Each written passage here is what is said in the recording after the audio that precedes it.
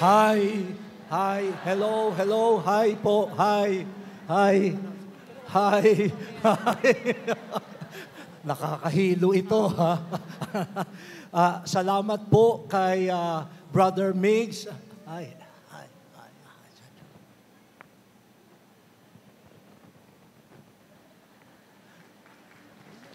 Gumano naman kayo sa kanila. Ayan. Thank you. Thank you. Salamat, Brother Migs and Joy. Wow. Paano ko ba sasabihin yung wala kayong kakupas-kupas, parang you have not faded. Tama bang English yun? So, ba pinagtawanan ninyong English ko, ha? Talaga, ha? Di bale, it came from your heart. Yeah. So, heart to heart po tayo. So, dito po sa gagawin natin, sabi nga ng ating mga hosts, ay from the experience of the synod, no, we will hear from the heart of those who had participated in the synodal process and the first part of the synod that was held in Rome, no po.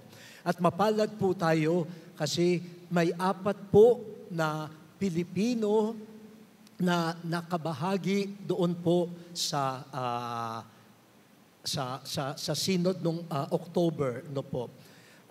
Tawagin po natin sila, no po. Ako ba tatawag o kayo?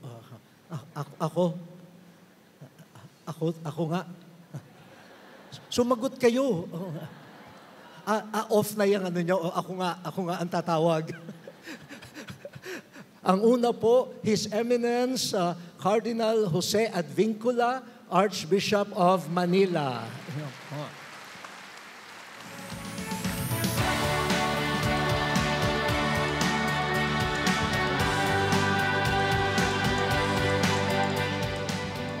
Welcome po ulit. Welcome po ulit. Dito po. Yun. Kasama rin po natin si His Excellency, si Bishop Ambo David, President of the CBCP and Bishop of Caloocan. Welcome, Bishop Ambo. Kasi kanina ho, napanood ko yung opening speech ni Cardinal Grech. No? Sabi niya, Bishop David. Kaya Ambo.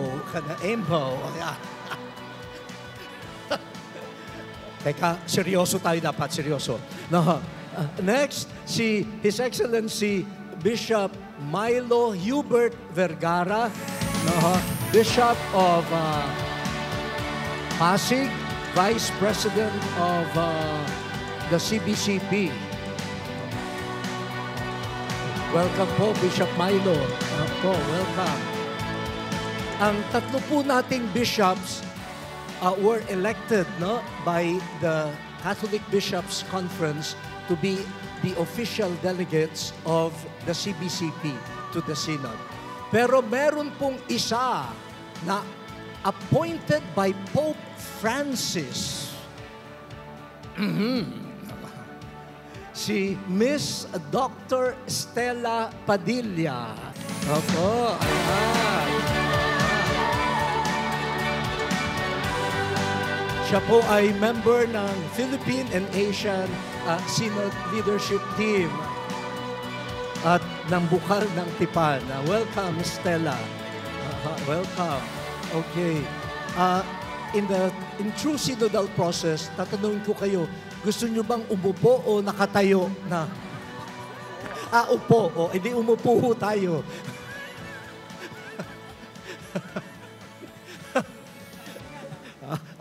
Pinagalitan na ako agad ni Stella. Kardinal, ha? Ayan. Wow. Good to see you po. No? At salamat na nandito tayo sa heart-to-heart ng PCNE. Itong first part po, no? Kasi I'm warning you, there are 4 parts to this interview. No? Each part, mga 1 hour and a half. Hindi ho. Mga ano lang, ano ho. So itong first part is parang general orientation about the synod. Kasi po, maraming tao nagtatanong, ano ba yung synod? Bagong imbento ba yan? Meron bang sa kasaysayan ng simbahan, in the history of the church, meron na bang mga synods? What is that all about? Ano po? So I better start with one question. Ano ho? So far, no, how many synods, yung synods of bishops, no, after Vatican II, how many synods have you attended? Kayo, Cardinal? First time lang yung last October. First kaya isa time. pa Ito lang. the first. One half pa lang kasi meron pang karugtong next year. One half. Ikaw, Bishop Milo? Same with Cardinal, first time. The first. Ikaw, Madam Stella? First time po. First. Wow, mga ano sila. Si Bishop Ambo? Second time. Ang first time ko noong 2008, yung Synod on the Word of God in the Life and yes, Mission of the Church. Bible, ano tayo yan, Bible scholar, no? Your second. Ako po, this is my 8th. Wow! Kaya, ako ang pinakamatanda dito sa sa grupong ito, no? So kung ano-ano ng synod yung natikmang ko, no? Pero maganda po na we have mga fresh blood, no? Siguro, I would like to start with Cardinal Joe. No? Baka pwede nating mabigyan sila ng kaunting idea.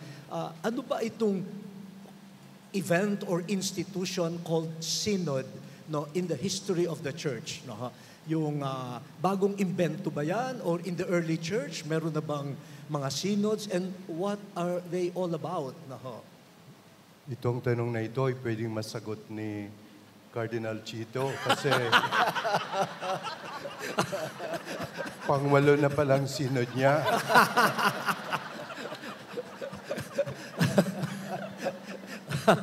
Anyway, sige na lang, ako ang itinuro eh.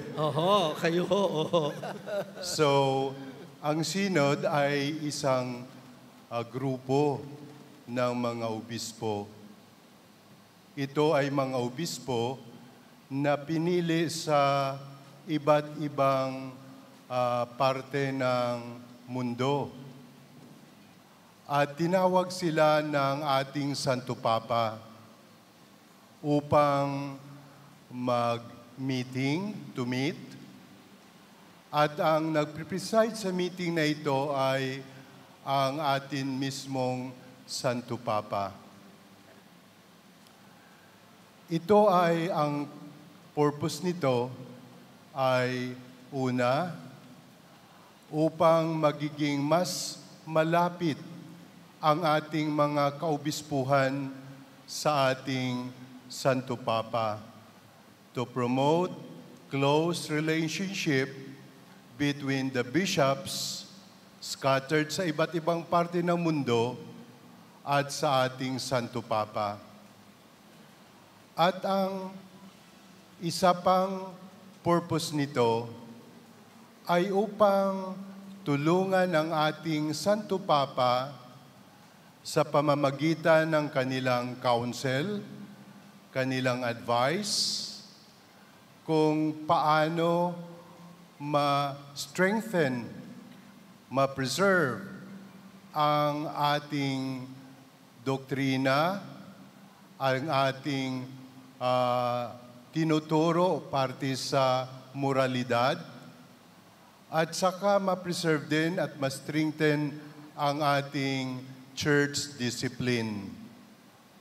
At isa pa na purpose ay para ma-consider ang mga activities ng ating simbahan sa panahon ito at sa buhay ng mundo sa ganitong panahon. So that is what a synod is. And the purpose, as I've told you, there are three: to promote the relationship between the Pope and the bishops, to assist the Pope in strengthening and preserving the doctrine, the moral, church discipline, at ang pangatlo ay para makonsider ang activity ng simbahan sa mundo. Oh, salamat po. O yan, hindi pa handa yan, ha? Hindi pa yan handa na sumagot. Naka 3 points. Kung handa yan, 30 points ang atang ipapaliwanag niyan. Kitang-kita nyo, ha, ang kanyang canonical background at historical background, no, na knowledge regarding synods, no po. Si Bishop Ambo, no po, ito nag-aral ng Biblia, tapos meron ding malakas na historical sense. O sa Biblia ba, yung reality of synod pwede nang masabi nating present? Ang unang pumapasok sa isip ko yung sa Acts chapter 15, nung nagkagulo ang mga sinaunang Kristiyano, nagkaroon ng division between the Jewish converts to Christianity at saka mga Gentile converts to Christianity. At kinailangan nilang i-address yung issue na yon. At medyo ang pagtatalo noon was between St. Paul kasama si Barnabas doon sa kanilang pagmimisyon dahil nagbibinyag sila ng mga uncircumcised. Ibig sabihin, hindi dumaan sa Judaism. Kaya ang lakas ng reaksyon nung iba, sabi nila, parang innovation yata yan, parang binabago mo ang katuruan, ganon. So, they had to address that issue. At sa Acts chapter 15, ang parang naging pontifex, parang bridge builder ay si Peter.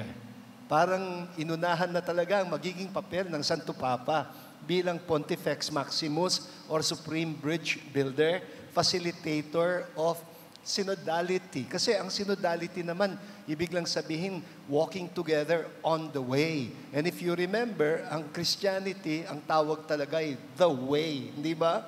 Parang, how can we walk together on the way pag nagtatalo tayo and we excommunicate each other, no?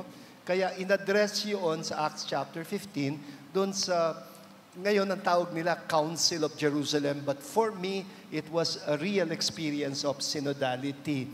Sa atin kasi, alam niyo yung word synod, of course, na-institutionalize lang ang Synod of Bishops after Vatican II, noong 1965. Every 3 years, nagkakaroon ng Synod of Bishops mula noong 1965. Yun ang tinatawag na ordinary synods, no? Ordinary General Assemblies.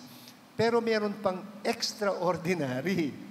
Yung extraordinary ay, kuminsan i-convene beyond the ordinary General Synod on specific issues na kailangang medyo kagyat na kailangang i-address, no?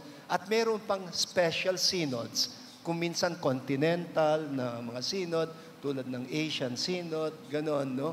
Pero ang synodal tradition malalim sa Christianity, both Eastern Christianity and Western Christianity.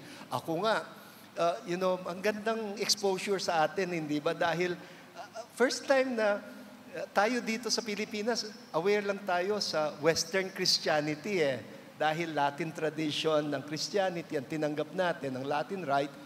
Pero my God, ang dami palang Katoliko na who are not of the Western Latin tradition. Ito yung Eastern Catholics, Byzantine, Maronite, si Romalabar, si Romalangkara. And yung synod sa kanila, nanatili talaga siyang institusyon, hindi lang siya consultative, deliberative pa nga sa Eastern Orthodox at Eastern Catholic tradition. Naku, sorry, napahaba ang sagot ko sa question mo. Absolved! Patatawarin ba natin? Ayan, synodal absolution. Pero salamat, no? Bible pa lang yan, ho? Yung buong history na Pero maganda, no? Kita ninyo na nagko-complement yung sinabi ni Cardinal Joe at saka yung sinabi ni Bishop Ambo regarding the roots, no? Coming together to discuss common concerns. Minsan ang occasion ay may differences of approaches or opinions, pero ang laging goal isa tayong sambayanan Paano tayo maglalakbay kung we exclude each other? Pero yung role ni Peter, at sabi nga kanina ni Cardinal Joe, yung role ng successor of Peter, the Pope, dito sa communion. Ngayon po, kung interesado pa ho kayo sa biblical roots at development ng synods, especially in the Eastern Rite churches or even in the Orthodox churches, pati sa development in Vatican II, I suggest po na mag-research po kayo. Kasi hindi natin kayang sagutin lahat ngayon sa heart to heart. Gustuhin man namin, baka you will lose heart. Kaya anuhin ho natin yan. Tapos lumundag po tayo dito po sa tinawag po ni Pope Francis na medyo kakaiba kasi hindi lamang ito event sabi niya, it should be a process at nagsimula noong 2021 yung process. And then yung celebration, 2 years pa. Aside from the diocesan, national, continental levels, sa universal level, last October, the first part, and then itong coming October, yung second part na po. Itong atin pong dalawa rin na first-timer sa Synod, si Madam. Okay ba tawagin kang Madam? Parang tumanda ako lalo. Hindi naman. O Miss. Ano Stella. tanong nyo? Wala pa akong tanong. Handaan na yung sagot ko Bahagi yan ng synodality, ha? Bago sumagot, hintayin ang tanong. Yung iba kasi, sumasagot na, hindi pa alam ang tanong. Pwede naman sumagot sa maling tanong. Oo. Naiba yata yung ating pag-uusap. So yung sa naging karanasan mo sa local level, Philippine level, tapos sa Asian level, tapos dito na sa ano yung naging parang karanasan mo sa synod? Kasi nga, dati, hindi nga members ang mga non-bishops. Pero sabi nga ni Cardinal Grech, it still remains the Synod of Bishops, but now the bishops with other members of the community. Baka pwede ka magkwento rin. Dati po, nababasa ko lang yan. As a student of theology, as a pastoral worker, yung simbahan bilang people of God. Pero ngayon, ramdam na ramdam ko dito sa synod na to. Dati, mga obispo lang nag-uusap-usap.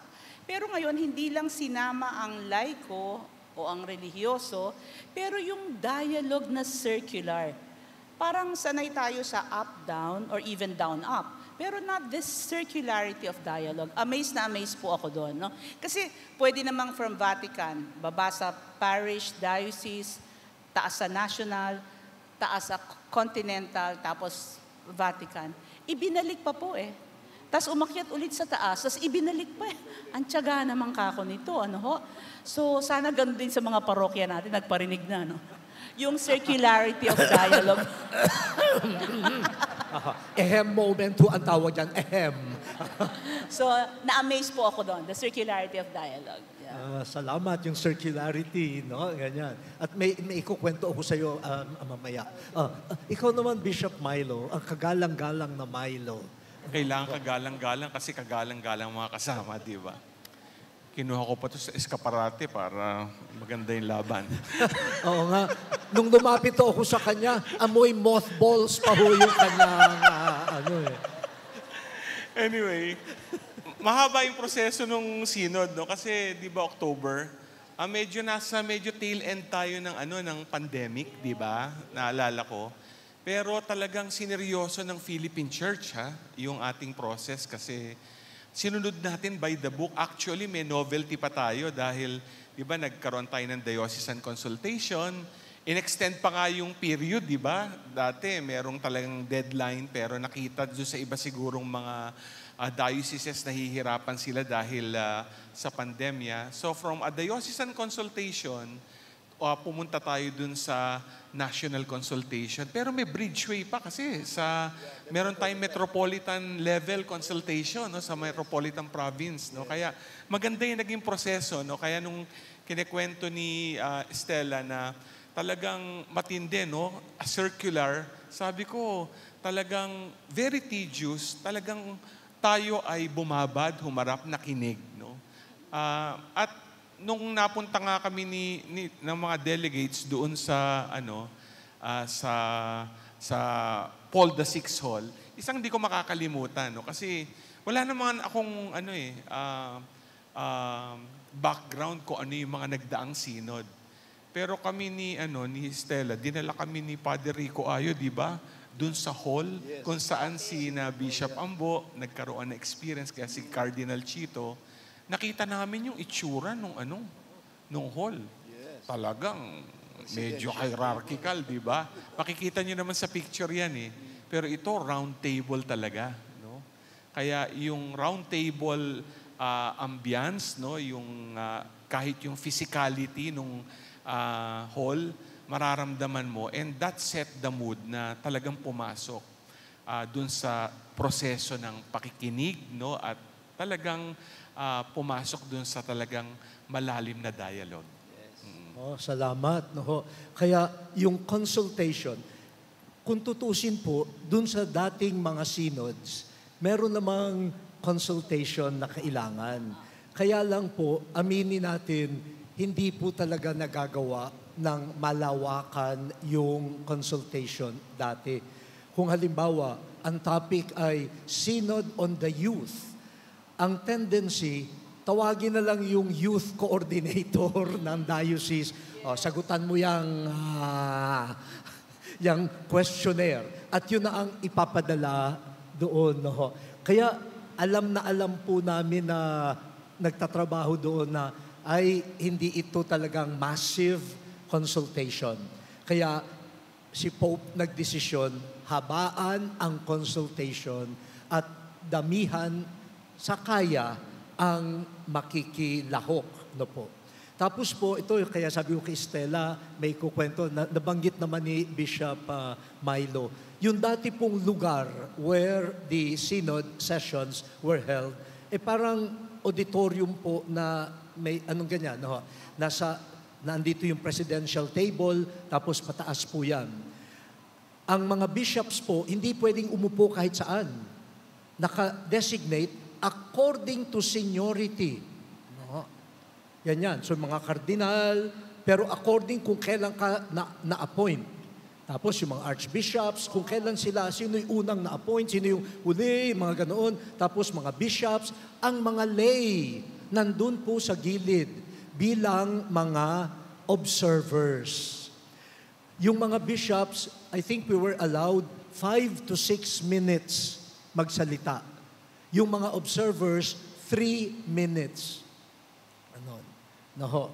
Tapos maghihintay ka dun sa small group discussions, pero pati dun, makakapagsalita yung non-bishops kung papayagan ng... Kaya biglang itong karanasan na ito ay iba. Tapos circular nga po. No? At sa bawat table, may obispo, may madre, may lay, may pari, at merong non-Catholic delegates or observers. Nakakatawa nga po nung 2012 Synod on the New Evangelization, doon po na-announce na magiging kardinal ako. Alam nyo ang naging problema nila? Saan ako iuupo? Kasi may upuan na ako ay nako, magiging kardinal. So, aalisin ba ako doon sa upuan na yun? Ililipat ba ako doon sa linya ng mga kardinal? Hindi pa naman daw ako nai-install na kardinal. Pero ganyan, sabi ko na lang, bahala kayo, ako hindi ko problema yan. Basta may upuan ako. Pwede ba wag nyo na lang baguhin? Pero ganon. Ganon ang ano. Kaya pati yun sa angka uupo, parang hindi yung find your place. Kundi know your place. Know your place. Ano po? Host nga pala ako, hindi ako ang dapat na ano po. Teka. Tinatawag ko na ho yung dalawang hosts. Maraming salamat po. Salamat po sa inyo. By the way po, si Miss Joy ay naging participant din siya sa Synod in 2012. Di ba? Kailan kayo naging cardinal po? Oo nga. Tayo nga pala magkasama noon. Yes, si po. Joy. Salamat ano ang next po. part? Ano ang next Salamat part? sa kwento po. So ngayon naman po, tayo ang magkikwento. Napakinggan po natin ang mga karanasan sa Synod, kung ano po ang Synod, ang history ng Synod. Siguro po habang nakikinig tayo, naaalaranin po natin ang mga Synod experiences po natin. It could be synodal consultation that we had in 2021. It could be parish or synod assemblies. No? Meron din po tayong karanasan noon. We would like to invite you to scroll sa mga photos po ninyo. Kung meron po kayong images ng synod, we would like you to share it with us para mapakinggan din or makita ng ating mga participants ang ating kwento. Paano ba gagawin yun? And to do that, on your screen, mayroong QR code. So, ang gagawin nyo, please turn on the data on your cell phones. Kung meron kayong data, parang konti lang ang may data. And then, open your camera app. Dun sa camera, itapat nyo po yan dun sa screen. And then, automatically, if you have internet, you will be able to click on that link. And when you click on that, you can upload your picture of your synodal experience. Makikita po natin yan dito sa big screen. So it could be a church assembly, a diocesan, parish assembly, diocesan assembly. It could be a synod in your congregation para sa mga sisters. O kaya yung mga movements natin, di ba may mga parang synod assemblies din sila. Pwede rin. Pwede bang meeting? Yes, Parish pwede rin. Pastoral Council. Correct, Yung mga kasi ganyan. Synodal yan. Circular yan, di ba? Circular decision-making Yes. body yan. Right. Yan. Paano yung mga... Sige po, upload nyo lang ha. Magdadaldalan lang kami dito habang nag-upload kayo dyan. Opo, mag-upload Brother po Migs. tayo. Yes, Brother Migs Cardinal. and Sister Joy. Yes yung bang kainan habang Yes. Pwede ba? after ng simbang gabi, parang synodal experience ba rin yun? Pwede So rin. gathering kasi, Pwede ano? rin. Pwede Yes. rin. ano? Yung mga prosesyon. Yes. Baka meron kayong picture ng prosesyon or ng iba't ibang activities na talaga namang synodal. Nakakatuwa, ano, Miss Joy? Para sa mga youth lalo na, pag Yes. nagsama-sama yan, may pandesal lang dyan sa kapansit. Oo. Synod na yan, Synod na yan. pagkikwentuhan. Diba? Yung Pansit pa, pansit. one solid, one liquid. Ganun ako lumaki. Pansit tapos lalagay mo sa pandesal. Kami sardinas eh. Wow! Mas mahal yun. Ay, oo At nga. pandesal at sardinas. Pandesal, ay, sarap nun. Yan. Sige po. Yeah, I can see many people here looking for pictures on their phones. Huwag po yung picture ng pusa ninyo o ng aso ninyo, ha? Iba po yun. Oo. Synodal Maybe experience. Yeah, synodal experience. Synodal experience. Siguro, Brother Mix, habang yung iba ay nag-upload, baka meron din tayong matanong. Isang-isa or habang naghihintay din Synodal naman tayo. experience. Habang naghihintay, automatic naman po magpa-flash sa screen kung may nakapag-upload na.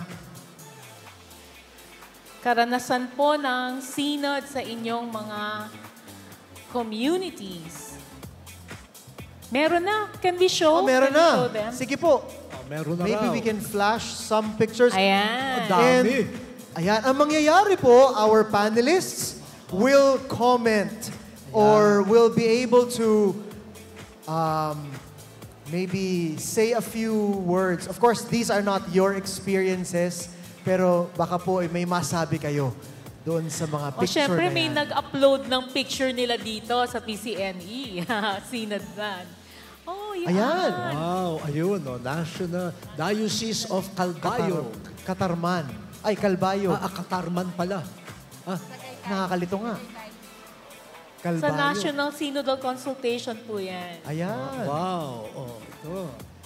Oh, yung ating panel. Ayan, pakinggan ngayon po yan yung ah. Walking together. Walking together. Parang Koreans yun ah. Oh, this is good. A Parish General Assembly Yeah. is a synodal. Ayan. Association of Catholic University of the Philippines. Missionary Families of Christ. Ah, beautiful. Synodality with Missionary Families of Christ. Consultation with religious groups. Diocese of Borongan. If you would like to comment on anything, pwede po. Meron ba kayong mga Kung may- looking at the photos, meron ba generate na some reactions or responses or what? St. Francis Xavier Parish. Leader lingkod. O merong Interesting yan, nabuhay na alaala rin sa inyo? Kahit sino pwede. I want to These read are this. IPs, so Ay po, IPs. communities. Sitio Nagkansyonan, Barangay R.A. Padilla. Indigenous Peoples Community. Sitio. Wow. Nagansyon. Yes. I remember, sinundan natin yung salubong na, di ba? Tapos, meron pa tayong mga pasalubong, di ba? Nagdala ng iba't ibang mga klaseng pasalubong yung mga delegates, on the diocesan level, metropolitan level, national level. Wow. Ganun yun, pasalubong, no? Oo, salubong ang aming Gawin namin theme yan. noon. Ayan. Okay. So I think, yes, these are the pictures that we have for... yes, ma'am. Napansin ko lang yung mga pictures, mahilig talaga sa picture ang mga Pilipino, talaga. Totoo. But all the pictures, very happy. Kasi tayong mga Pilipino, sabi nga ni Father Jason kanina, parang karanasan na natin talaga yung synodality. So para sa akin, excited tayo basta may lakaran. No? Synodality, lakaran. At karanasan natin yan sa mga simbahan. Lalong-lalo na pag may lakad ang Diyos. Pag may lakad ang Diyos, excited din tayo. So that was what I saw in the pictures. Na ang sarap balikan ng mga alaala ng samahan at ng lakaran. Okay. Oh. Keep it coming po ang mga photos while we continually listen to our heart-to-heart session. Back So, to you. tuloy lang ho yung pagpapadala ng Opo. pictures, pero makinig kayo, baka nakatingin lahat sa pictures, hindi nyo matingnan ang ating mga panelists, po. O ngayon po sa second part, punta na po tayo din sa balikan natin yung karanasan nitong synod last October, po. At ang tanong natin sa atin pong mga panelists ay, what experience, anong karanasan during the synodal process, maaring isama na natin yung consultations pa nung 2021 hanggang October 2020. Ano yung sa dami ang siguradong napakaraming karanasan. Pero what touched you the most? What impressed you the most? At masasabi natin parang may conversion experience, may nabago sa akin o may perspective na parang lumawak. Kanina nasisimulan na yun. Pero sige, simulan natin sa ganun. Sino ang unang, very personal po ito. Yan. Cardinal, gusto nyo parang nangungusap ang iyong mga mata na nagsasabing, ako ang tawagin mo.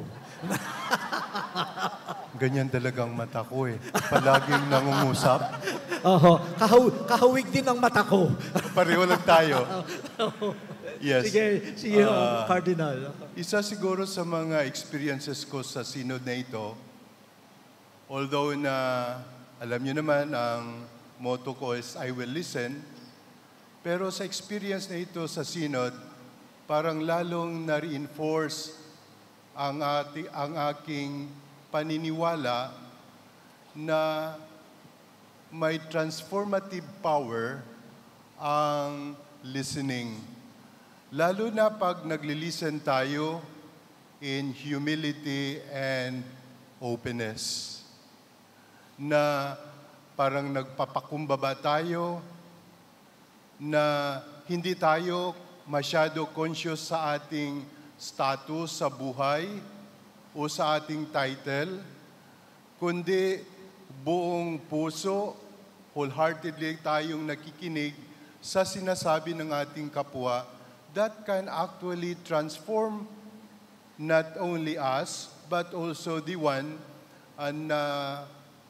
we are listening to. At ang pangalawa ay importante din pala ang sa listening ang openness. Na open tayo, na bukas tayo na baka yung mga nasasabi niya ay pwede pala nating ma-apply sa ating buhay. Na meron pa palang mga area sa ating buhay na pwede nating madidevelop upang ating magagamit sa pagtulong sa ating kapwa. Kasi ang isa sa mga defekto po natin kung minsan ay naniniwala na tayo na ang pinakamagaling, parang tapos na tayo, parang ayaw na nating makinig sa sinasabi ng iba. Pero nakita ko sa experiensya ko sa Synod that actually listening pala has a transformative power. Makaka-change pala ito ng pananaw sa buhay, pananaw ng isang tao sa kanyang paligid.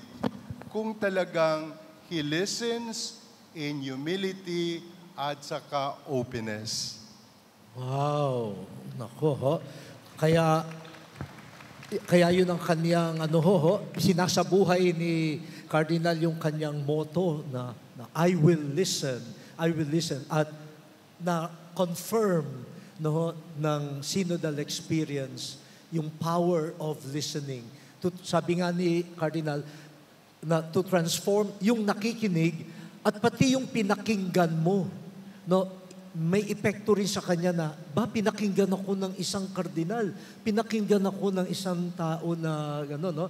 That will also change the person. No? Salamat po. No? Salamat.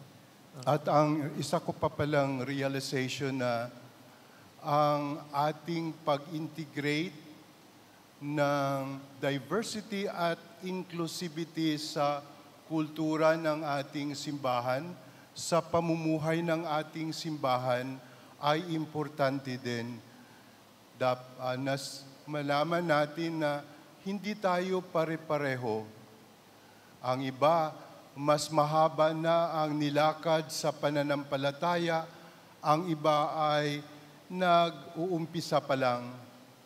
Tapos, ang importante pala na lahat ay i-welcome natin, na hindi natin sila ine-exclude. Tayo lahat ay may isang Ama, tayo lahat ay magkakapatid, inclusive. Yun, yung diversity, talaga naman, with 300 delegates, talagang yung diversity. No? Pero with listening, with openness, makikita, we can journey together. No? Thank you, Salamat po. Yan, thank you.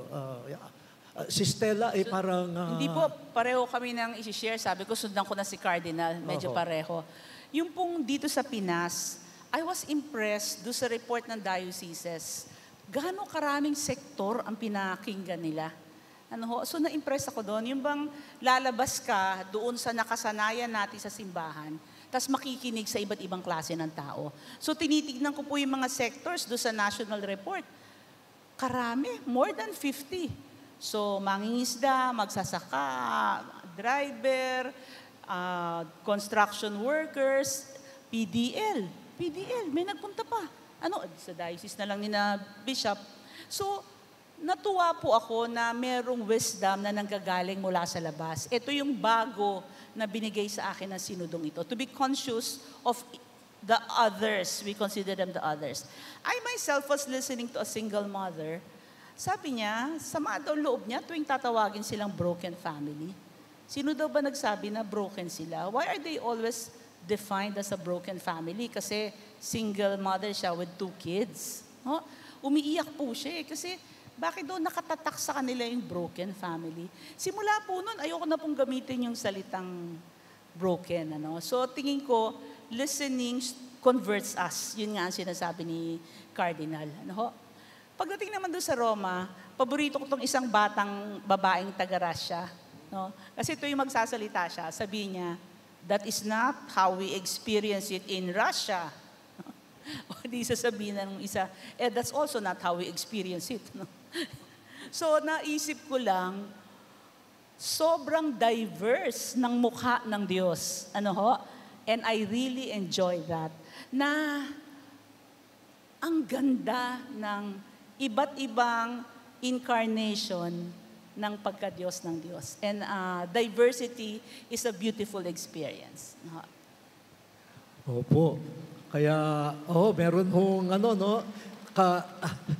minsan nakaka-threaten din yung diversity, no? Pero kung bukas ka, makikinig ka, kayamanan no? Kayamanan. At, kayamanan. Mamaya na yung mga O ngayon, sino ba ang mauuna? Sa president ng CBCP o vice president? Pag nagsalita kasi si Bishop Ambo, tapos na agad yan Sige na, Bishop Milo. Yung sharing kasi ni Cardinal Joe at ni Stella, gusto ko lang susuga, no? Kasi dun sa diocesan consultation din namin, I think para sa akin, no, ang transformative experience, I was humbled. Humbled talaga. Kasi minsan titignan mo, may ginagawa kang tama, no, okay lahat yung ginagawa mo, o nakikita mong maganda yung mga palakad sa parokya, tapos magugulat ka. Kanina sabi nga niya yung word na broken, no? Meron kami kasing, karanasan mismo namin sa diocesan consultation na isang highlight, nireport naman namin, yung halimbawa, yung isang single mother na hurt siya dahil sinabi sa kanya hindi siya pwede mag-serve dahil sa background niya. Talagang humbled ka, no? Tapos nagulat nga ako, nung nandun kami sa Rome, sinare din ni Pope yan. Di ba? Yung ganyan mga karanasan na dahil may background kang ganito, hindi ka pwede mag-serve sa parish. Ang medyo maganda lang na naging karanasan ay yun mismong nag-share na yun. Sabi niya, yung pagsama ko dito sa synodal consultation na ito, healing experience sa akin. So, nagbigay ng hope. Kaya, para sa akin, yung sinasabi nga ni Cardinal Joe, no, na movement, may pag-asa, no? Pero, kailangan ka makinig, no? Kailangan malaman mong katotohanan. Kailangan mo harapin ang katotohanan kahit masakit, no? Meron din akong karanasan dun sa Rome na hindi ko makakalimutan, no? Yung kahalagahan talaga ng pakikinig, no? Yung isang table group ko, kasi parang kwento din ito ni Stella, kasi di ba 21% ng mga delegates hindi obispo, no? At parang ngayon lang may mga women, may mga priests, consecrated persons. Hindi ko makakalimutan doon sa isang table group na sinalihan ko. Siyempre, merong isang babae, no? Isang lay worker, no? Tapos mga obispo. Nagsisharing kami ng karanasan. So kami naman, ewan ko, parang nagtagpo kaming mga obispong doon, ay kami yung may double job. No? Kasi double job ako ngayon, di ba? Obispo ako ng Pasig, apostolic administrator ako ng San Pablo. So nagsisharing kami ng mga stress namin. Tapos, nung magsishare na yung lay, naiyak siya. Sabi niya, I never knew na ganito yung dinadaanan nyo. Parang sabi niya, first time. Tingin namin parang kontrolado nyo lahat, alam nyo lahat. So, para sa kanya conversion experience, tsaka an experience of empathy and compassion din sa karanasan namin. So, parang dahil doon, no, doon sa pakikinig, no, at yun talagang listening, sharing, parang nagkaunawaan. We're all in the same boat. we're sharing the same experience, no, of service, no? But now we understand each other, no? Talagang walang paghuhusga, and talaga ang nangyari nga doon ay our prayer for each other in our service to the church. Wow, ho. Tignan nyo kung ganong transformative yung listening, no? Yung gano'n, no? Hindi pa tayo pumupunta sa mga structures, laws, whatever, no? Procedures. Pero, yan, synodality, no? Talagang, you start yung walking together by listening, no? To each other. And pati yung terminology, no? Yung language. Kapag nakinig ka, baka yung language mo na akala mo acceptable, yung pala ay nakakadurog ng puso ng iba. Ano po, ganyan. Si Bishop Ambo, sige po, Bishop. Yeah. Sige, pangatawanan mo yan. No? Actually, dalawang karanasan ang bumabalik sa alaala ko doon, lalo na doon sa nangyaring synod sa Roma. No? Yung isa, na sinalihan ko na small group circle, merong isang obispo doon na doon sa first round ng sharing, hindi ba sa first round of sharing, personal muna, di ba? Kasi it was really spiritual conversation siya in the light of the scriptures at merong guide question at merong facilitator na nagfa-facilitate sa amin. At walang debate, no? You own what you're going to say. Aba, yung isa, lumabas talaga yung medyo very strong opinion niya na indignant siya. Sabi niya, Synod of Bishops to, but lay people? Meron dito lay people. Synod of Bishops to, bakit merong women? Bakit merong religious? Ganon, no? So, nilalabas niya yung saloobin niya. Nakikinig naman lahat. Ganon, no?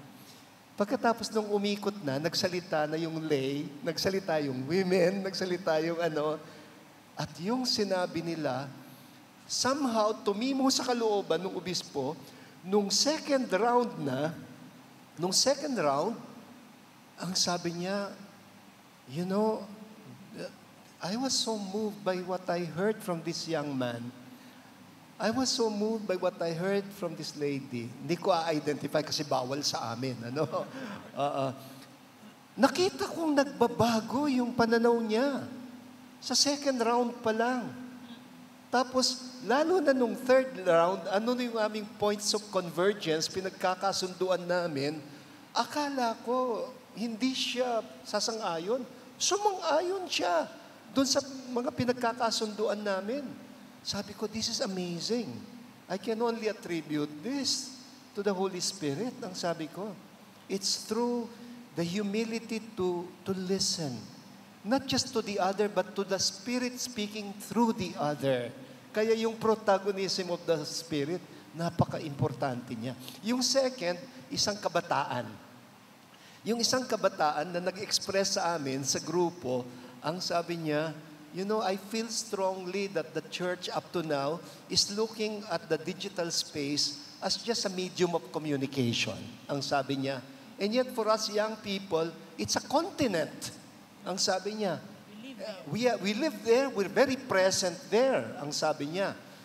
Tapos, senior ko yung experience ko na nirelieve ko yung pandemya at isang masakit na experience sa akin bilang obispo that during the pandemic, merong doktor na nagsumikap na humingi ng Sacrament of Reconciliation by Zoom. Sabi ko, hindi pwede. Sorry, hindi pwede. Kasi according to, dapat ang sacrament, physical siya, nandyan ako. Hindi talaga pwede. And then, I had a very heavy conscience. Tinext ko si Cardinal Chito. Napakabait ni Cardinal Chito. Parang ang ano ni Cardinal, follow your conscience. Just I followed my conscience. I was going to follow up. Patay na siya. I was so heartbroken. All because the only space that we know is physical space. Nagbabago ang panahon, and the digital space is also very real. And yet, para bang hindi tayo makapag-facilitate ng God experience in the digital space na pwede mo namang i-guarantee ang confidentiality? Palagay ko, ito, lalabas ulit ito, lalo na sa ating synodal discussions. At yung kabataan na yon, after listening to me, ang sabi niya, that's it, Bishop, that's it. It has to do with an attitude. Kasi Jurassic kami eh. We are digital migrants. Or digital aliens pa nga yung iba, no? May digital aliens, may digital migrants. Sila digital natives, itong mga kabataan. And you don't call virtual itong space na ito. For us, it's very real, ang sabi nila. And if you're not present there, you're losing by default, ang sabi niya. Ay, napaisip talaga ako doon.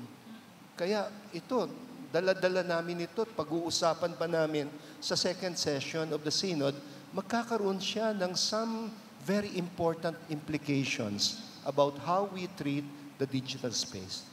Sorry again, napahaba. Hindi. Tignan ninyo ho, I'm sure marami pa silang pwedeng maikwento.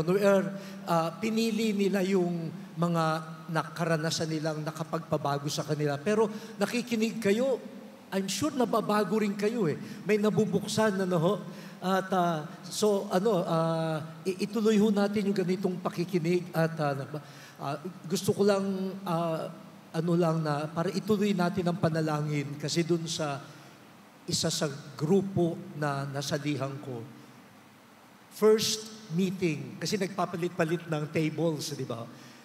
Yung last table namin, so first meeting namin, yung isang obispo dumating, hinanap niya yung kung saan siya uupo, nakita niya yung upuan niya, nakita niya kung sino yung katabi niya. Sabi sa akin, I don't want to sit beside that person. Sabi ko, naka-ano yan, naka-program kasi kapag magsasalita ka, yung may camera na umaano. Sabi sa akin na, no, I will take the other seat but you have to inform kako the IT people. If that's the case, I will not attend the meeting. And he left. So, meron pa rin ganoon. Nakarinig tayo ng ang gagandang conversion experience, pero meron pa rin pong resistance. Hindi pa nga alam kung ano yung sasabihin ng isang tao. Kasi hindi pa kami nagsisimulang mag-meeting. Nakita pa lang na makakatabi ko. Sabi niya, I don't want to be seen beside that person. At hindi niya na tinapos po yung synod. So, hindi ito spoiler, sinasabi ko ito dahil it's an ongoing conversion. Pero may hope kasi kung ang isang kardinal at bingkula nako-convert. Kung ang isang Monsignor Hubert at isang Monsignor David ay nakaka-embo, ay nako-convert. At ang isang Madam Stella ay natatouch. May pag-asa. But sabi nga, it's the work of the Holy Spirit. Work of the Holy Spirit. Yung atin pong, nasaan ang ating mga MC? Ayun. Sige po. Sila ho ay may gagawin. Mike. Hello. There you go. Yes. We are here. Thank you for those wonderful stories. Napaka totoong-totoo yung mga kwento ninyo, ano? So now, we would like to give back the question to everybody who is here. And ang tanong po namin ngayon ay, what song or movie or pop culture experience do you know about that you can relate to a synodal experience? Katulad ng mga shinare ng ating mga participants sa Heart to Heart, Yan. yung mga conversion experiences, listening, yung Yan. humility, Yes. So, yung ongoing conversion pa yung iba, masasakit pa rin. Right. Pero nakakatawa, ano kayang mga, ano yun? Kasi maganda yung i-relate natin sa experience natin ngayon. Kunyari ako, alam Sige mo, po, Miss Joy. Ano ang iyong pop culture experience of pop synodality? culture nung panahon ko to, no? Hawak kamay. No? Hawak kamay. Hindi kita iiwan sa oh. paglalakbay. No? Yun. Yun. So please scan the QR code once again. This is a different QR code. Oh, it's the So, same. Okay, It's so the same. yeah, scan nyo ulit. Tapos i-upload nyo dyan yung experience, If there's music, a song song. or a movie, Alam mo ako, ikaw pala, ano? ang naisip ko po katulad nung sinabi ni Bishop Ambo, yung digital space, sa akin yung blessing ng Zoom. Okay. Lalo na nung pandemic, being part of a Zoom room, no promotion of any app whatsoever, pero the mere fact that I am able to contact people digitally is my experience of synodality. Experience. That I am not alone. Yan. Okay. Si Bishop Milo merong kanta na naisip. Sige na po, tungkol sa Bishop. Pero synodality. hindi ko kayang kantahin. Bakit ngayon ka lang? Wow! Sige nga, parang ang ganda nga. Bakit ngayon ka lang? Si Cardinal ang kakanta niyan. Bakit ngayon ka lang? Ayan. Tanong din tayo dito habang nag-upload yung iba. yes, Meron ba po kayo sa po. inyo By the way- song or movie na naiisip? Ayan si Sister. By the way, bagong QR code po ang naka-flash, Yes kaya po. scan niyo po ulit. Bago po yan. Sister, anong kanta nyo na marerelate sa synodal experience? If we hold on together. Yon. Oh, if we hold on. If we hold on together. Ayan, thank you. Ayun, Ayun, bakit ang ngayon mga ka sagot lang? nyo. Sige nga po, baka meron ng mga yun, defying gravity. I think I'll try defying gravity. Kabataan. Gen Z nagsabi niyan, kabataan. Halaga by parokya ni Edgar. Tunay na Hindi, ayoko na. Tuloy pa rin ang awit ng puso ko. Yes. Napaghahalata ang mga age natin, pa? ano? Pagkakaibigan. Kung sino man Gabay. sa Si Kuya, anong gabay? nananahan. Kantahin niyo Gabay naman by po. Shakul. Isang line. Gusto ko yung may ano. Ayan. Pagkakaisa. Gabay by Shakul. Alright. Thank you so much for those songs and those pop culture references. Ngayon po, Cardinal. Wala yatang movie, no? Walang movie. Wala pa. Wala. Wala oo. pa. Ayan, sa susunod na habang buwan. Rewind. Rewind. Yung kanina. Rewind, di ba? MMFF. Rewind. Sister, ano? Pelikula ba yun? You will be found. Ang ganda nito. Greatest Showman, si by- Sister. Greatest Sino yun? Showman. Listen by Beyonce. Alright, so without further ado, Jesus na aking kapatid. ay, kinantayan ni Cardinal. At dahil dyan, Noon pa. May lyrics pa, oh. Oo. Justin Bieber song. Cardinal Chito, back to you. Sige to po. you. So maraming salamat po. Ho. So magandang kaya yung mga tanong nila ng ating MCs po, parang hindi lumutang yung synodality. Kung meron tayong karanasan, baka merong pwedeng i-connecta sa pang-araw-araw na buhay, like awit o pelikula. Kaya habang nagluluto kayo, no, bakit ngayong ka lang? Eh di pati yung pagluluto nyo, synodal, no? O kaya habang naglalaba, anong kanta? Balang araw, lalaya rin ako. Ayan, para yung ating karanasan ng synodality ay naikokonekta sa kultura, pop culture, at ano. Ngayon po, part 3. No po, ito naman ang tanong natin sa atin po, ang lalalim ng kanilang mga conversion experience. No? tanungin na natin din sila kasi ito po bahagi ng synodal process. Pagkatapos makinig sa isa't isa, sa diversity, sa karanasan po na minsan nakakagising, nakakagulat, ganyan. After going through the synods, what questions remain? May mga tanong na siguro kahit papano nagkaroon tayo ng kaunting linaw, tugon. Pero meron pa rin mga naiiwan na po. At hindi naman itinago yon during the synod. Para sa atin po, personal, at maaari ring batay doon sa karanasan natin sa synod at sa ating mga local churches, ganyan. Ano yung mga tanong pa na nananatili? Sino naman ngayon? Sige, Stella. Napakaganda nung karanasan ng openness, listening to one another, diversity, but then I also realized sobra namin magkakaiba. We are very different from one another. So the context is very different, the experience is very different. So ang question ko, can we really agree? No? Can we really come up with a common decision? Magtatagumpay kaya ang Espiritu Santo sa grupo ng mga taong ito na sobrang magkakaiba? Sabi ng isang obispo, why are we talking about the diaconate for women? The Pope just closed the discussion on the diaconate for women. Sabi ng isang sa grupo ko, where did you read that?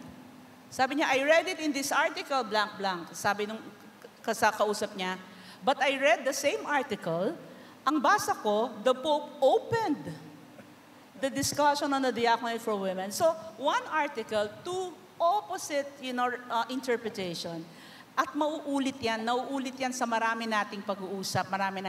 So, ang tanong ko, can we really reach a consensus or a common decision? And how can it happen in the midst of our differences?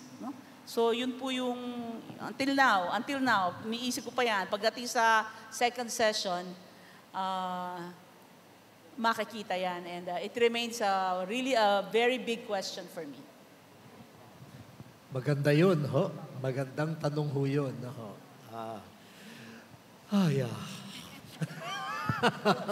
Kasi tinuturo ng simbahan yung sensus fidelium. Meron tayong sense of faith of the faithful. Pag magkakasama tayo. But how do you sense that? Ang alam ko, ramdam mo yung kaharap because of the level of relationship you have. So siguro naisip ko, kung mas malapit tayo sa Diyos, mas malapit tayo sa Espiritu, mararamdaman natin din yung kagustuhan ng Diyos. Kaya siguro parating pinapaalala sa atin sa Synod, the Holy Spirit is the protagonist ng Synodo na ito. So the more we are close to the Spirit of God, the more we can sense kung ano yung will niya. So, gusto kong makita yun na nangyayari. Di pa ako masyadong convinced. I really wanna see how it happens. Gusto ko i-follow up. Sige, Bishop. Yeah. Kasi nabanggit kasi ni Cardinal yung listening, na napaka-importanting elemento sa spiritual conversation. Pero ito, in-express ko nung mga last few days nung synod doon sa aming mga grupo, yung tungkol sa communal discernment. Kasi more important than listening is the discerning kung ito ba'y bulong ng Espiritu Santo o tayo lang ito o ako lang talaga ito. Yung ganun ba? Yung discernment, madaming beses lumabas doon sa aming pag-uusap at may mga Jesuits din doon. Tapos sinabi ko, kayo mga Hiswita, tinuro nyo sa amin ang discernment, pero ang alam naming discernment, individual discernment. Yung rules of discernment, kung ang gumagalaw ay good spirit or bad spirit. Pero ngayon, inintroduce yung concept of communal discernment. Are there rules? Are there criteria? Pwede bang tulungan nyo kami na i-articulate ang rules for communal discernment? Kaya sabi ko, sana kung nag-start tayo ng retreat, ngayon mag-retreat tayo ulit, and this time, yung topic ano ang mga pamantayan? Ano yung criteria sa communal discernment? Isa yon. The other thing, the question na pumapasok sa isip ko is after the release of the Fiducia Supplicans. Di ba? Tapos biglang ang lakas ng mga reaksyon sa, kunyari sa African bishops, no?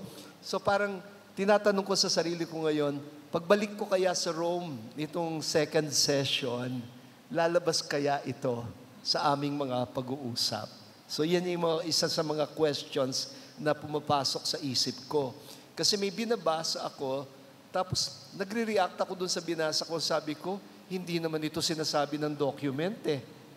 Nagre-react siya sa document, pero parang ang reaction niya ay reaksyon niya sa interpretasyon niya doon sa document na para bang akala mo ay yung blessing na tinutukoy, sakramento. Eh hindi naman yun ang sinasabi ng ano. Tapos minsan may nagtanong din sa akin, sabi ko, ikaw, parent ka, umuwi ang anak mo, tapos meron siyang ginawa na it broke your heart at hindi kayo in talking terms. Pero dahil Pasko, naglakas loob siyang umuwi. Tapos sabi niya, Nay, mano po. Tapos bibigay mo yung kamay mo kahit na masama ang loob mo. That's a blessing. It's a blessing. I think tayo mga Pinoy, alam natin ang ibig sabihin nun. Sige anak, tayo marang kaawaan ka ng Diyos. I think Filipinos would understand better ano ang tinutukoy na blessing ng Fiducia Supplicans. Di ba, sa mga misa natin, hindi ka pa natatapos na nagtatakbuhan na yung mga bata para humingi ng blessing. Hindi naman natin tinatanong, teka, ikaw ba ay nagkakatikism? Ikaw ba ay produkto ng ganitong pamilya? Ikaw ba, will you condition yung pagbibigay ng awa at bendisyon ng Diyos doon, no? Hindi, no? Kaya sabi nga ni Bishop Ambo, baka tayong sanay na ano. Nung bata nga ako, pag bago ang sapatos mo, isimba mo muna, isimba mo. No? Blessing yan. Para ang hakbang mo sa buhay ay binindisyonan. Hindi naman tatanungin ng Diyos, saan mo binili yan? Sa eskolta ba yan? Sa ukay-ukay ba yan? Saan ano yan? No, basta pati aso pusa ano no. Tapos pag nabindisyon na yung aso pusa katabi ng matulog. Tapos yung asawa, sige doon ka sa cage. Ay, iba na yan. Parang Ako ho. Ikaw muna, Bishop Milo. Sige. Actually, marami akong tanong eh. Yung una kasi, tinitignan ko yung mga nakaraang synod, di ba? Parang may pinupunto. Halimbawa, evangelization, tapos word of God, tapos yung dalawa nga sa family. Pero itong synod on synodality, yung spirituality to live out, listening and walking together, tapos ginawa natin sa lahat ng level of consultation and process, parang nalunod ako. Yun ang tanong ko. Una, parang kaya ko bang i-absorb lahat ito? Parang sabi ko, obispo, pare, madre, lay worker, lahat po tayo parang ang daming issues. Basahin lang yung synthesis report. Kulang pa yun eh. No, may sinala pa dun eh. No, parang sabi ko, ang daming issues. So ano kaya yung mangyayaring apostolic exhortation ito, di ba? Kaya parang inisip ko talaga, parang pag nakikinig ka lang, ang daming issues. Hindi katulad dati, haharapin mo itong issue, evangelization, word of God, family. May pinupunto, ito lahat eh. Lahat, no? So yung una, no? Ikalawa, in line with what Stella said and Bishop Ambo, yung talagang how can you convince those who oppose synodality? Diba? Kasi parang noon pa man eh, meron na nag-o-oppose, tsaka yung nag-o-oppose, consistent. Consistent sila, hindi sila tumitigil. Makikita mo sila sa social media. Di ba?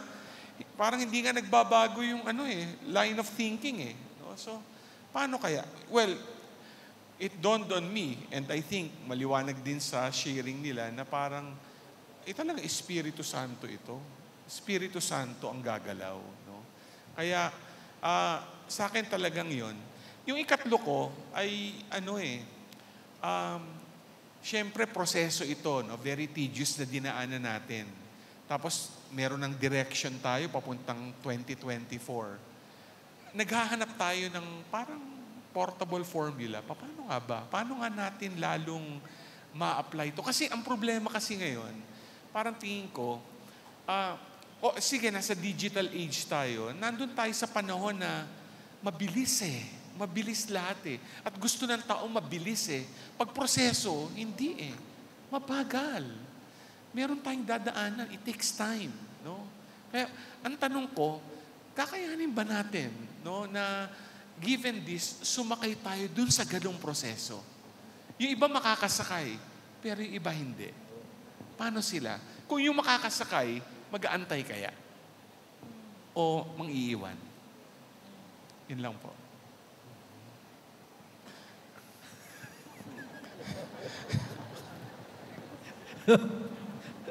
Para mga titulo ng kanta yung mga tanong niya. Maghihintay kaya? Makakahintay kaya? Pinangingiti ko kayo kasi parang mga malalalim na tanong ito. Hindi ho sila I want to assure you, hindi lang po sila yung parang making light of something. They're trying to really convey to us the depth and even the gravity of the questions that have been opened. Po. And kaya sana po maging bahagi rin tayo doon sa yung hirap ng paglalakad na yon tungo sa paghahanap ng consensus ng ayan. Si Cardinal po, gustong-gusto nang magsalita po. Parang ayaw ko nga magsalita kasi sila maraming question, ako parang walang question. Kung wala ka daw i-question, either naintindihan mo lahat o wala kang naintindihan. Ang question ko lang ay parang general, no? Kasi lumabas naman ang pinag-usapan natin although hindi lahat sa synthesis report ng Synod, at may part doon na mga points to be considered pa. Yun ang very interested ako kung paano ito masasagot. For example, ang role ng women, tapos yung mga those who are in irregular marriages, how to deal with them. Mga examples ng ito. How will this be addressed sa mga itong follow-up na mga consultations, diocesan, and then national at continental, and then how will this be dealt with sa itong session 2 this coming October 2024. So ito lang ang parang nasa isip ko ngayon. Very interested ako na malaman kasi this will really affect so much sa tingin ko ang buhay natin, ang buhay ng simbahan, ang buhay ng natin sa pananampalataya. Thank you. Salamat po. So, kita natin sa sharing ho nilang apat na merong mga topics na parang kailangang linawin. Pero meron ding process, no? Yung proseso na kailangang pagdaanan. At sa synodality, pinagsasabay po yun na sana sa proseso, makinig sa isa't isa at makinig sa Espiritu na nagsasalita sa pamamagitan ng ating mga karanasan. Karanasan na sa liwanag ng salita ng Diyos, sa liwanag ng tradisyon, para tugon doon sa mga tanong. Kasi may mga tanong po na parang talaga medyo bago. Medyo bago. At nag-iiba yung sitwasyon. At bahagi ng discernment ay paano haharapin yung mga bagong tanong na ito. At yung tinuro sa ating kanina, sinabi ni Bishop Ambona, doon pa sa early church, humarap na sila sa ganun. Wala namang malinaw na tinuro si Jesus. Pero they had to discern. No? In the light of the Word of God, and then sa human situation, no? And then yung interpretation of the Christ event, and then nakagawa ng decision. So, palagay ko, dadaan tayo sa ganoon. Dadaan tayo sa ganoon. Ang ating MC ay palipat-lipat na. We're here. Naandyan naman kayo. Dito naman po. Ayan po. Magandang... journey din kami, Cardinal. Yes. Sa Walking journey. together. At lagi kayong magkasama, sinodal kayo talaga, ha? Yes, of course. Ayan. So, we ask the same question to the audience now. Marami po tayong napakinggan ng mga tanong, ongoing questions, remaining questions, no? Sa mga hot topics, sa paano ba ang mangyayari, no? Baka kayo rin po may mga tanong. As we are going through the synod, what questions remain in you?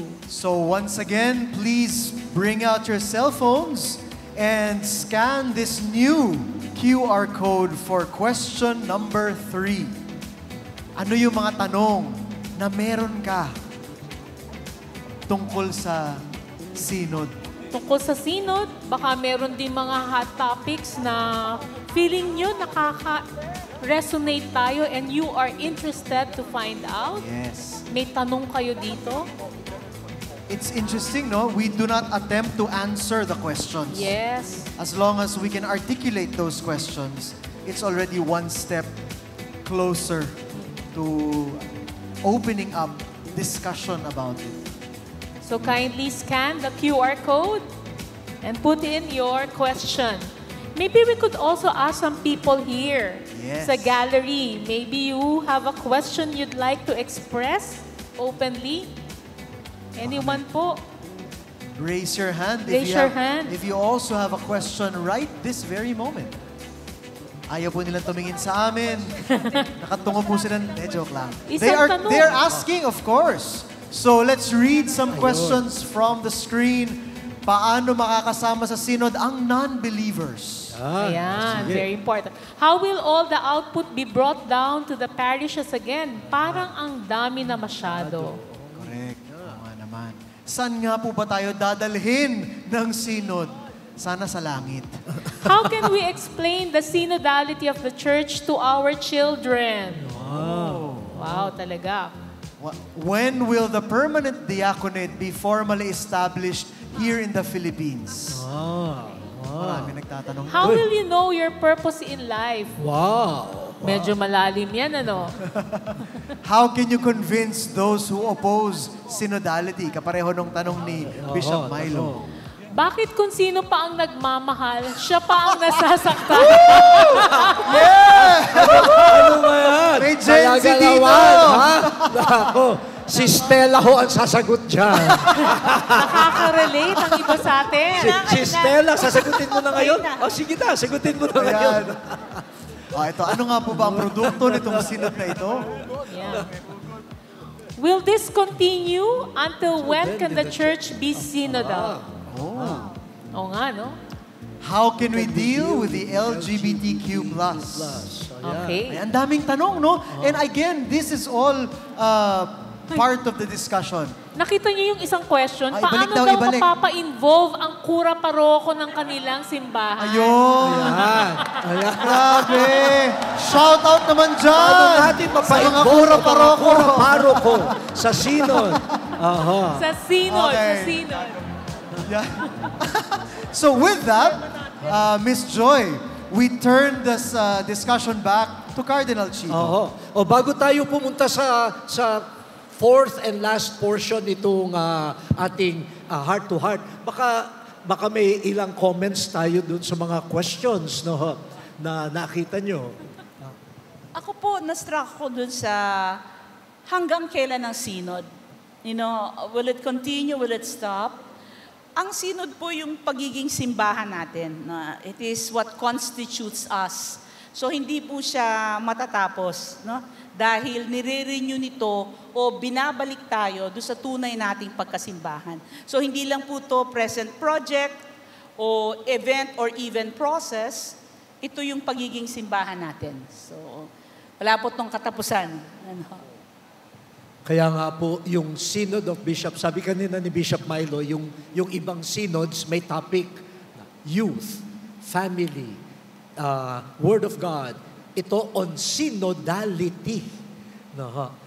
Paano ang simbahan ay maging simbahang of communion na naglalakbay ng sama-sama. Ano po? O meron pa kayong impressions doon sa mga ibang tanong? Ako yung sa pamilya. Kasi mayroong isang question doon, paano daw i-explain ang synodality sa pamilya? Ano kaya dumating yung panahon na yung mga bata, sasabihin nila sa parents nila, lalo na kung lahat ito oriented sa simbahan. Sa simbahan, Nay, tay, hindi yata synodal yung approach na yan. Pwede ba tayo mag-spiritual conversation muna bago tayo mag-desisyon? Parang gano'n, no? Mukhang magandang yan. Magkakaroon talaga ng impact sa family life, no? Yung mga schools yata, ini-involve sa synodal process. So yung mga bata, baka tanungin nga yung mga magulang. Pati ang religious communities. Yes, no po? Yes. Yung inyong daily life, inyong mga, yung synodal experience of decision making. No po? Yes. Ganyan. Ako, yung kanina lumabas sa Kura Paroko sa clergy, talagang hamon po yan, no? Hamon. At hamon po sa aming mga obispo yan, no?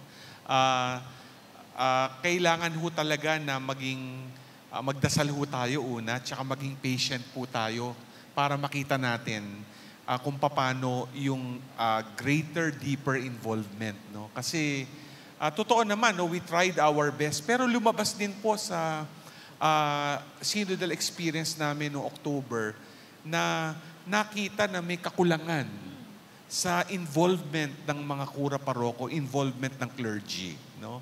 So, we hope na magkaroon po ito ng implementation at sana po ang mga obispo, baka yan ay mai-echo natin, no, this coming plenary assembly, na tignan kung ano ang pwede nating gawin para magkaroon ng synodal experience ang clergy. Yan. Kasi nakita ko yung reaction nyo nung lumabas yung tanong na, paano ma-involve ang mga kura paroko? Palakpakan kayo, ha? Talaga. Cardinal, meron ka pa gusto sabihin? Ako naman yung na-struck ako doon sa yung sabi, paano ma-convince yung mga hindi naniniwala sa synodality. May kasabihan po tayo sa Tagalog na kung ayaw, maraming dahilan, kung gusto, maraming paraan. So parang mahirap siguro kung konbinsihin natin sila sa pamamagitan ng mga salita, pero siguro, and we hope and pray, na maniniwala sila na synodality works sa pamamagitan ng ating pagsasabuhay ng synodality. Yun lang po. Opo. So, balik talaga sa dasal, ho. Dasal, oho. Ay, naku po.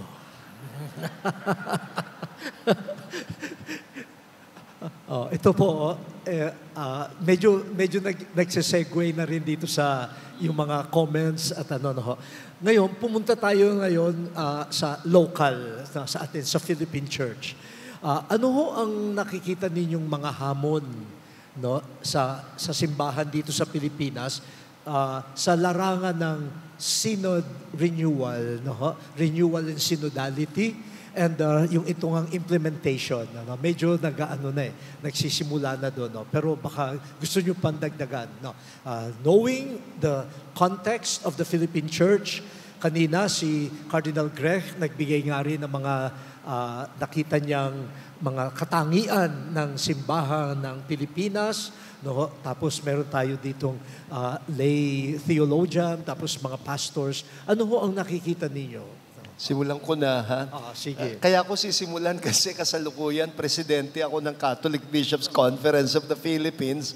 At madalas, nai-interview ako, tinatanong ako, what is the stand of the Catholic Church on this issue? Tapos sabihin ko sa sarili ko, meron ba akong kakayahan to tell you? Parang napaka-hesitant kong magsalita ng sino ako para sabihin kung anong stand ng buong simbahang Katolika sa Pilipinas. At usually, ang ibig nilang sabihin, what's the stand of the bishops? The stand of the church is the stand of the bishops. Kung yung bishops hindi in touch with the church on the lower levels, especially the grassroots level, parang hindi mo marindaman yung pulso, di ba? The sensus fidelium. Kaya natutuwa ako na nagkaroon kami ng parang through synodality, nakabuo ng National Synodal Council, no? Kasi merong Catholic Bishops Conference of the Philippines, merong Conference of Major Superiors in the Philippines, men and women religious, tapos meron ding Council of the Laity, pero in-extend pa siya sa mga lay ecclesial movements at mga sektor ng laiko na hindi ganoon ka-involved in the church. Parang kapag na-widen natin yung space ng tent natin, medyo mas malaki ang posibilidad na makuha talaga natin ang pulso ng simbahan. And I'm hopeful about that. Ako, sabi ko sa sarili ko, siguro may dahilan din kung bakit ako naging president ng CBCP nung panahon mismo ng simula ng synodality at simula nung panahon ng pandemya. Maybe parang, yung parati kong tinatanong, who am I to say what the stand of the Catholic Church is if I don't even listen to the other sectors within the church, the laity, especially the religious and the clergy. Yun yung akin. Thank you, Bishop. At saka, kahit isang bansa tayo, Philippines, yung diversity rin within. Yung diversity within the, na hindi natin ma-minimize talaga, no? North, urban setting, rural settings, tapos south, no? Talaga iba-iba ring kultura, iba-ibang lingwahe, no? Yung diversity na yan na paano ipapasok yan din, no? Sa ating karanasan. No? Ako meron akong gustong i-share kasi challenges, no? Napag-isip ako nito, no? Kasi naalala ko, di ba, may PCP2, tapos may nagkaroon din ng Provincial Council of Manila. Alam natin sa ibang dioceses, may nagkaroon din sila ng mga iba-ibang synod. No? Tapos, yung mga traditional na mga ministries na Westy, di ba, merong worship, education, temporalities, youth, nadagdagan, no, in time, natanggap natin. Pero kasi itong synod on synodality, parang doon tayo pinapupunta eh. Kaya sa tingin ko, isang challenge, talaga bang katulad ng nakita nating challenge na magkaroon ng ministry ng ecology sa ating mga parokya na nandyan na, institutionalized. Yung iba wala pa, pero alam natin dahil sa climate change, global warming na nagaganap. Parang, limbawa, siseryosohin ba natin yung ministry for the LGBTQ+? Siseryosohin ba natin na meron tayong ministry, let's say, for public officials? Diba? Kasi, isa allergic tayo dyan, pero naghahanap din sila eh. No? Siseryosohin ba natin? At marami pang iba eh. No? Kasi, yung ministry, let's say, of sa healthcare, ay alam natin, marami tayong mga physically challenged. Siseryosohin ba natin yun? No? Kaya, tingin ko, ito yung talagang naghahanap ng implementation eh. It remains to be seen. Pero I hope it will be seen. Salamat po. Salamat. Sa akin po, tinatanong niyo na po ako? Oo. Sa akin po, leadership challenge ang synod. No, kasi it is changing the way we look at leadership. Ano ho? So I felt yung Synod of Bishops is a leadership exercise. No? And they talk about the issues ng simbahan at ng lipunan, and they propose pastoral solutions that have a universal effect or universal applicability. Pero it could have been just that, and no one will know what a synod is. You know, so many synods have come and gone, di natin nalaman. But now, yung leadership function na iyon has been spread out. Yung healthy decentralization ni Pope Francis. No? So instead of just the Pope and the bishops, so much consultation back and forth has happened. Yun po ba ay mangyayari rin sa mga lokal na simbahan? Will it also change the leadership praxis sa local churches? How much consultation, how much discernment in decision-making, paano ang sense of faith ng mga mahihirap, ng mga marginalized. Meron din silang kutob ng pananampalataya po eh. So saan sila mai-include do sa discernment process? No? So, challenge sa akin yon kasi masyado ng traditional at talagang parang nakatagana sa bato yung leadership structures natin. Can it really change? What will it take to change it? Somebody described Pope Francis's leadership as minimum authority, maximum impact. No? At nakita ko na totoo to dito sa halos 4 na taon na to. No? Na suddenly, synod is understood from a level of experience. No? Decision-making is understood from a level of experience. I'm excited to see this happen, but I think it will be very challenging no, sa local settings. But di po ako nawawala ng pag-asa no, that it will affect the local churches po, down to the parishes. Salamat po. Salamat po. Cardinal, meron ho kayong ano? Thank you. Ang tema ng ating 16th Synod on Synodality ay for a synodal church, communion, mission, and then participation. Ang isang challenge siguro doon ay yung how can we really make the church a church that encourages participation ng everyone. As of now, related sa sinabi ni Dr. Stella, na parang more lang ang papel ginagawa ng mga kaparian, mga obispo. So ang isa sigurong challenge at siguro ini-encourage tayo ng parang ulit-ulit na sinabi ng ating Santo Papa, sabi niya, enlarge the space of your tent, widen itong yung nets nyo.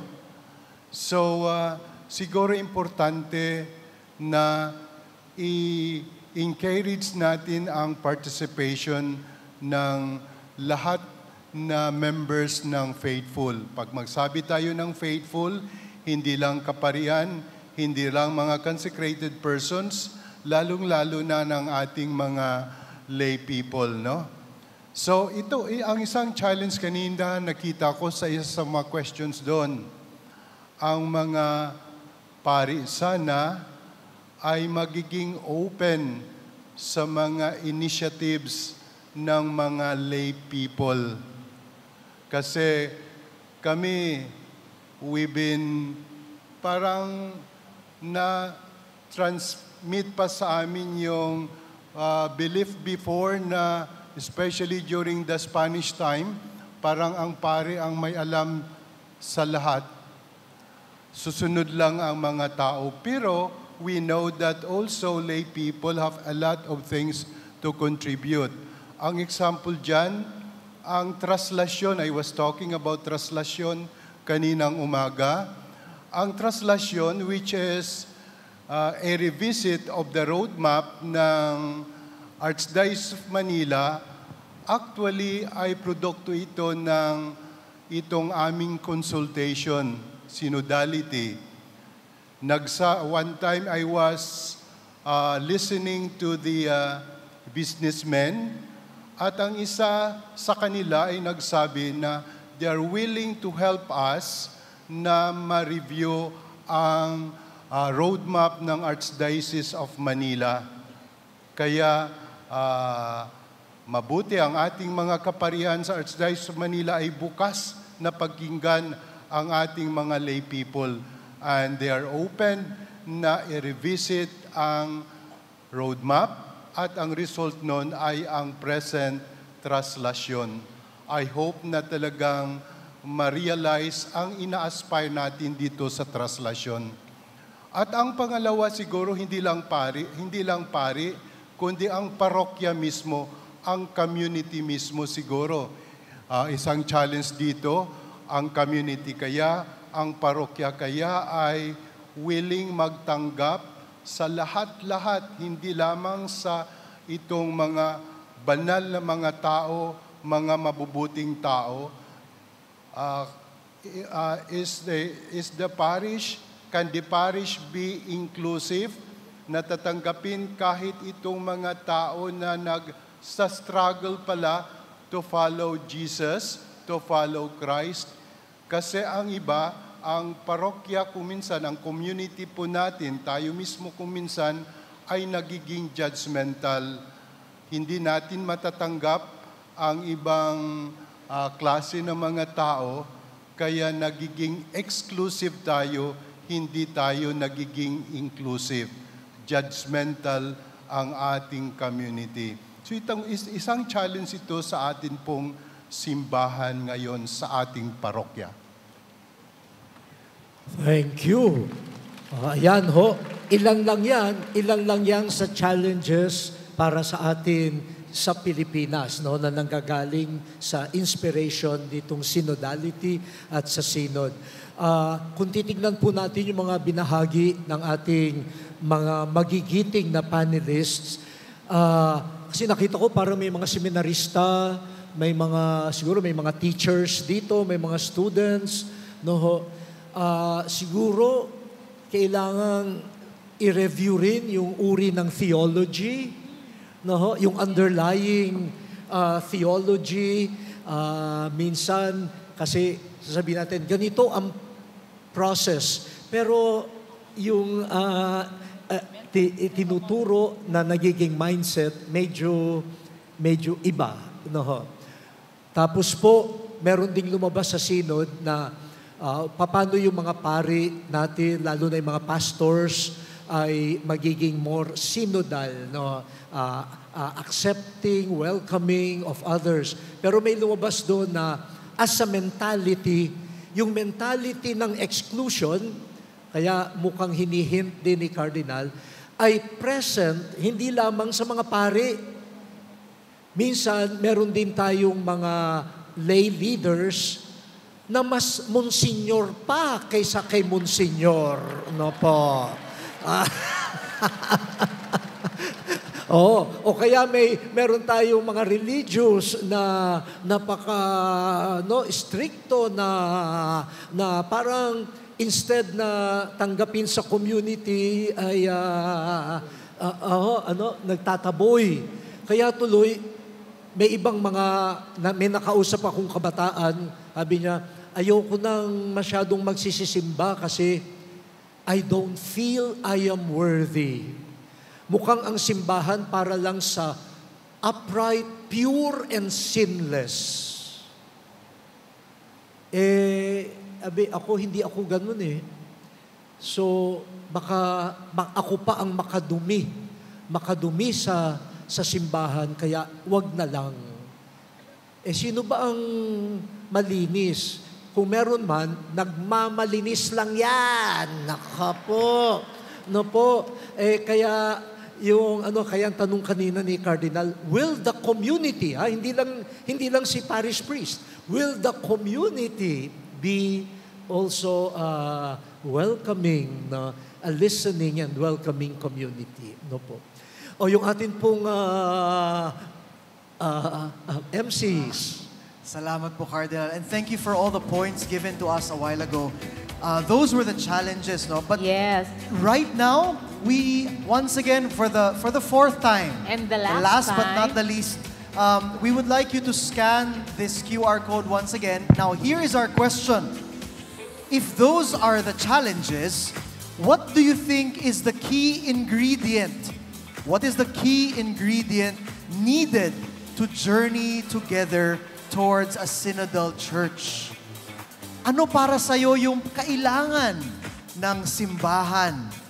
Nating lahat para tayo makapagpatuloy sa ating paglalakbay sinodal. So, once again, please scan that QR code and we want to hear from you. We want to see what the needs are. So key ingredient could be a word or a phrase Yes. needed to journey together towards a synodal church. Yeah. Maraming challenges, ano? Oo, ang Hindi nga dami. natin alam kung paano to, Dire-diretso. ano gagawin natin. Pero alam natin, we have the inkling na yes, there is hope. But we Ayan. need- yeah. Availability. May mga sumasagot na. Wow, good leaders. Good leaders make more leaders, not followers. Church leaders should inspire the participation of the lay people for a synodal church. Wow. Pagkakaisa. Wow. Cooperation. Cooperation. English lang. Open minds. Humility. Ugnayang puno ng pagmamahalan. Wow. Humility, openness, and avoid rigidity. Nako, napaka-keyword yung rigidity, no? Acceptance and respect. Yes. Continuous consultation. Hindi natatapos yan. Less tolerance, more acceptance. Humility and respect. Kanina pa yung humility. May Totoo puso yun, pa, ha? Consciously choose Christ. Yan. Charity and understanding. Compassion and understanding each other Dami, more. These are all values, no? The hope for a synodal church in the Philippines lies in the recognition of the Spirit's ongoing work in history and the flourishing of new languages of faith and new paths in the midst of trials and sufferings. I like the new languages of faith Galing. and new paths. Listening heart. Prayer and friendship. Last but not the least, humility pa rin. Yes. Ayan, talaga. Maraming salamat sa mga Ang sumagot. dami. Ang daming ingredients. No? Pag pinagsama-sama natin, ano kayang putahe, ano kayang pagkain ang ating pero mukhang masarap na masarap, no po. Oras na po para natin ito hindi dahil ito lang ang kayang ibahagi ng ating panelists. Ang dami pa po, ang dami pa. Kung bibigyan natin ang bawat isa ng pagkakataon na magbahagi ng kanilang naranasan at naging epekto sa kanila, siguro po talagang aabutin tayo ng mas mahaba-haba. Pero meron pa namang synod, the second session itong October 2024. Kung baka malay natin, next year, bumalik ulit ang panel para maibahagi ang karanasan doon sa Bilang pagwawakas po, hindi ko na uulitin po ang mga nasabi ng ating mga kaibigan at nasabi rin po ninyo.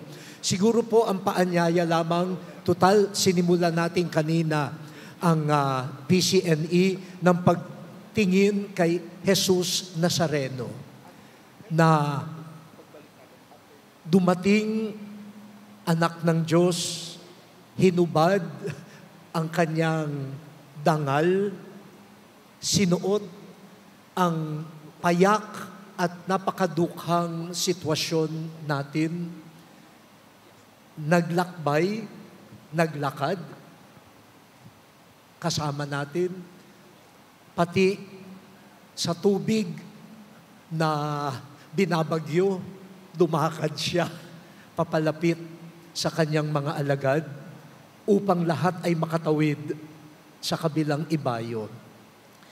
At ang Jesus Nazareno naglalakad, pasan-pasan tayong lahat. Pasan ang pighati ng ating at sugat ng ating kasaysayan. At sabi po nila, yung Jesus Nazareno ay si Jesus na nadapa, pero hindi sumusuko sa paglalakbay, kalong tayong lahat upang ihatid sa kaligtasan. Kaya siguro po, balik tayo rin kay Jesus. Basahin natin ang kanyang salita, ang kanyang kasaysayan, pasukin natin ang kanyang puso. Paano ba siya nakipaglakbay sa atin? Paano siya bumuo ng sambayanan? At paano ba siya patuloy na nakikipaglakbay sa kanyang katawan, ang kanyang simbahan? Hindi po natin ito lakad lamang. Lakad ito ni Jesus. Basahin natin ang kanyang lakad. Pag umindak siya, indak tayo. Kapag siya'y gumapang, gapang tayo. Kapag siya'y nadapa, sige, sumama tayo sa pagdapa. Pag siya'y bumabangon, bangon din po tayo.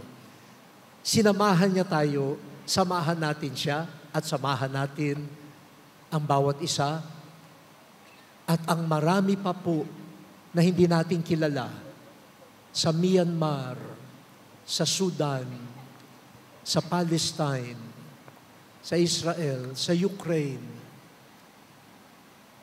sa Ethiopia, sa Lebanon, sa Syria, sa Bangladesh. Ang dami po, ang dami. Maglakbay tayo kasama nila at para sa kanila. Maraming salamat po sa atin pong mga panelists at maraming salamat po sa inyo at hanggang sa susunod na Heart to Heart Talk po. Maraming salamat po.